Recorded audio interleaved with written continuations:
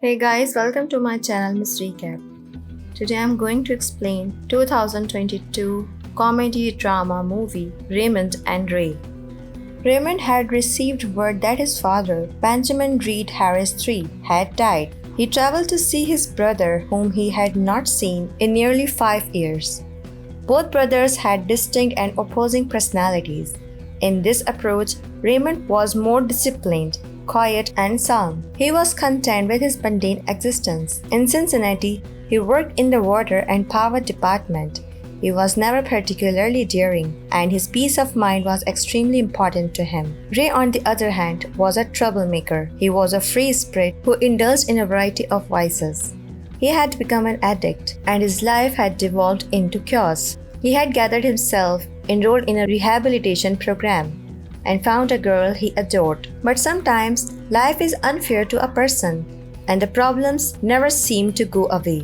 Ray's loneliness returned after the death of the girl he met. Ray's first question to Raymond was whether their father had committed suicide. Ray stated that he had always suspected their father would commit suicide because he was so bitter inside. Ray was constantly frustrated and he felt unsatisfied with his life. Both boys had numerous issues with their father. Ben Harris could never understand his sons. He was never available to them. He had destroyed their childhood. The trauma's impact was also visible in their current lives. Raymond had been married several times before, but it had never worked out. Ray was disoriented most of the time. Ray and Raymond had learned to control their emotions and act as if nothing had happened. They had gotten pretty good at it. When the boys were on their way to their father's funeral, they had a strange feeling. They had not contacted Ben. They had no idea who was a part of his life. They had no idea who his friends were. They did not know what they thought of him. They felt strange when they began receiving calls from the funeral home, the lawyer handling the will, and other inquiring about the final arrangements that needed to be made. The brothers met Lucia, who was caring for their father in his final days. Lucia was in a relationship with Ben for a short time, but they remained friends after that. When the brothers entered his room, they took what he had left for them. They went to the funeral home, where they learned about their father's unreal list of last wishes. He wanted to be buried naked, and he chose a very simple casket for himself, which almost made him look like a miser. Another ridiculous wish he had made was for Ray and Raymond to dig his own grave without the use of any machinery. The brothers had no idea if they would be allowed to do so, but their father had gotten all the permissions and arranged everything ahead of time. They had no idea what was going through their grandfather's mind in his final days. But because it was his last wish, the boys were eager to fulfill it and finally be free of those nightmares. Lucia attended the funeral with a young boy named Simon. When she asked Simon to meet her brothers, Raymond and Ray realized he was their father's son. Kira, Ben's nurse at the senior's residence, also came to the cemetery. She had gone to the funeral home earlier and met Ray there.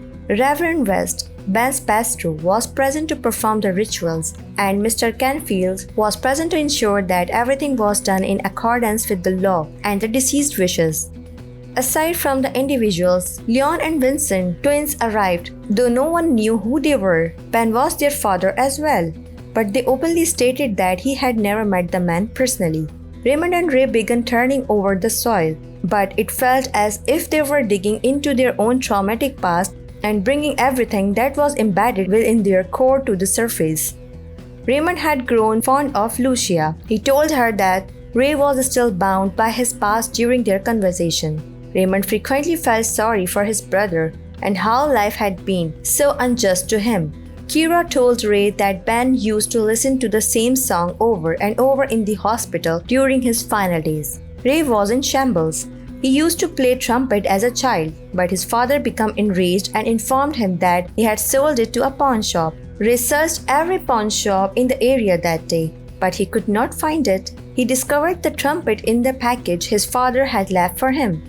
Ray had a difficult childhood, and music was the thing that helped him heal when he was young. but it was also taken away from him. It had left a deep impression on his subconscious, and when he learned from Kira that her father was listening to music to relieve his pain, it brought back old traumatic memories. Both brothers experienced an emotional outburst. Ray took Ray's gun from his car and fired at the casket. His father had slept with his wife and caused her to become pregnant. She had given birth to a boy, and Raymond has always assumed he was his son until he discovered he was his father's son. Ben did not even bother giving his sons different names. He used to refer to both of them as Raymond. Their mother eventually began referring to one of them as Ray. This fact alone says a lot about Ben Harris and the relationship he had with his sons. Men like him, in my opinion, should never marry. He was unfit to be a parent. He was not prepared to accept enormous responsibility. He was unfit to be called a father. Ray was on the trumpet. He played it to alleviate his discomfort. He played it to show his grandfather how wrong he had been all his life. Ben had been written a letter to both of his sons. He stated in Raymond's letter that Ray was not his son. Raymond's mother was pregnant before meeting Ben. The irony of the situation was that Ray's life had been defined by his father's agonizing experiences, and now we know that he was not even his biological father. Ray was never informed of this fact. The boys buried their fears, traumas, anger, and frustration alongside their father's grave. Their father was not a bad person. Raymond and Ray had realized that he might be like that only with them, and that he was a good man to the rest of the world. They had no idea why he was acting this way towards them. They had no idea what they could have done differently to avoid experiencing that trauma. But it did not matter anymore. They were no longer haunted by the ghost of their past. Raymond chose to remain because he had found love. He was staying with Lucia, and this time he got to be the father of his father's son. They both laughed at the turn of events. Raymond and Ray were excited about what life had in store for them and believed that things would get better as time went on. The movie ends here. Thanks for watching. If you like it, so please don't forget to subscribe my channel.